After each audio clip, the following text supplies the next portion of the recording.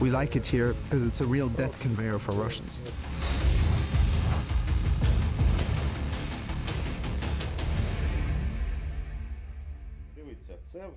Look, we have cluster munitions from the Uragan MLRS. We prayed and we prayed well, and God sent us a whole box. And this is a 7-kilogram fragmentation munition from Tochka U. Again, it was a Christmas present. All this will be sent back with our love. This is Alexei, Master Sergeant of the Achilles Battalion, specializing in assault drones. He is showing us the munition workshop, where technicians turn basically any explosives into a proper projectile for an FPV drone. This room is full of all types of explosives known to man. A big part of it is trophy munitions, and in this video we will try to show the full circle of how Russian munitions are being sent back to the original owner. For example, this was from an American small anti-bunker grenade launcher. Here's the tube. We also deliver it to the bunkers and it works perfectly. AT-4 was dismantled, all Soviet and American RPG rounds. It's nothing strange for us. We get the munition, read the literature and then disassemble it. We have no other choice. We have limited resources and cannot throw something around left and right. We have to use everything, including trophy ammunition. Last summer, we took out about 10 tons of ammunition from enemy positions. By the new year, we sent it back in the opposite direction. Someone joked that it is very environmentally friendly. At least 5 technicians are working at the same time. Among them is Zhuk. He shows us how to properly prepare a trophy RPG-7 round for an FPV drone. The main point of his manipulations is to make the projectile as light as possible. The rule is simple: the lighter the shell, the further the drone travels with it. We all used to be civilians. I've got experience in construction, both working and teaching. This job is about handling tools, so it's not that different. The important thing is to be careful, since we're dealing with very dangerous ammo.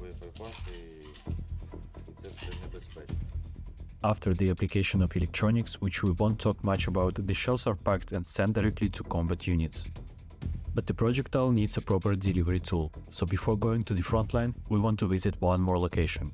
This is one of the workshops of the Achilles Battalion, where the engineers are assembling FPV drones for the warzone deployment. Currently, this workshop is preparing around drones per day, but they only aim for more. My call sign's Dev, real name Danilo, and I run this FPV workshop. We get the FPV drones ready-made from the manufacturers. The guys then flash them with our custom settings and set up the controls. Every drone gets tested thoroughly. Transmitter controls video, the whole works.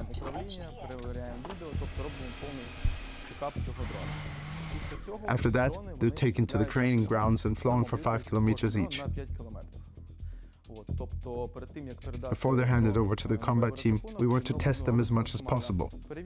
This way, we weed out about 10 to 20% of each batch.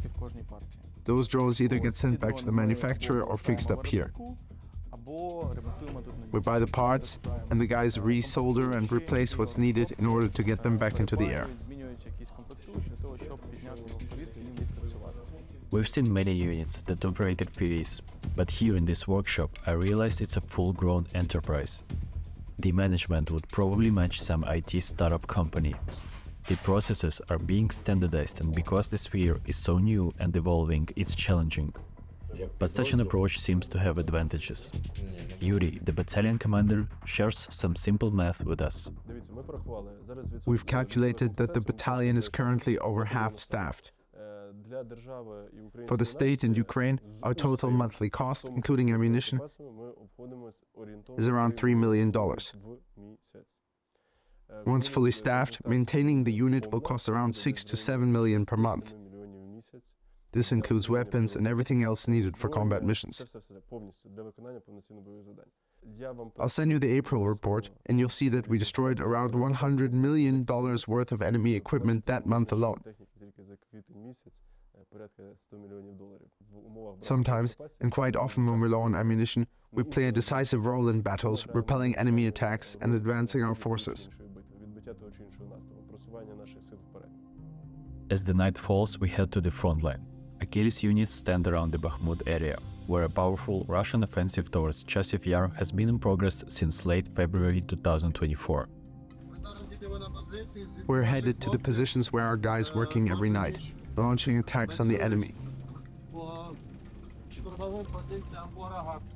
These technologies, these strike systems, are a real nightmare for the enemy.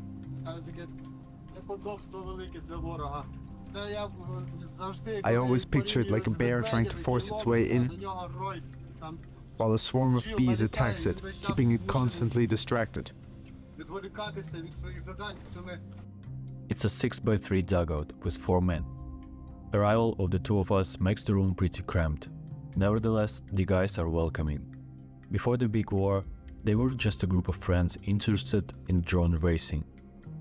And here they are, a dream of every teenager, with a hobby turned into full-time job. We like it here because it's a real death conveyor for Russians. It's the most efficient unit we have ever seen. The drones they are operating are equipped with thermal vision cameras, so they fly at night, destroying logistics, armored vehicles and manpower. Now they are on a free hunt mission. I'm shocked when I'm told that with some special tricks these guys are able to fly as far as 20-25 kilometers, which can compete with some of the artillery systems' range. Check out that dugout. There's a person. Nah, that's not our client. Our drone is expensive, so we have to hit something expensive. The person who's responsible for shells and applying them to the drones is Ivan, the group engineer. He takes us to show the ammunition storage.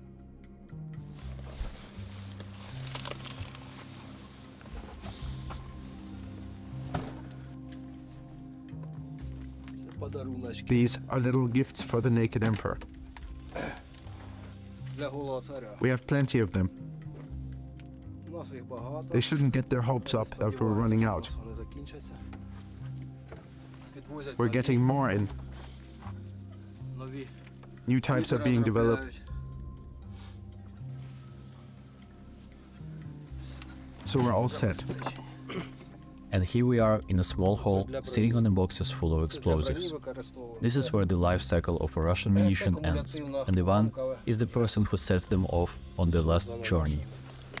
With this video, we wanted to show how much effort goes into sending one trophy shell back, and what kind of tricks Ukrainian soldiers have to invent to deal with the Russian army while lacking ammunition. Dear viewers, we made it out safe, but the troops will remain at positions, and those units are quite efficient. So if you like what they are doing, I encourage you to support Achilles Battalion by following the QR code on the screen or in the description of the video. Thank you.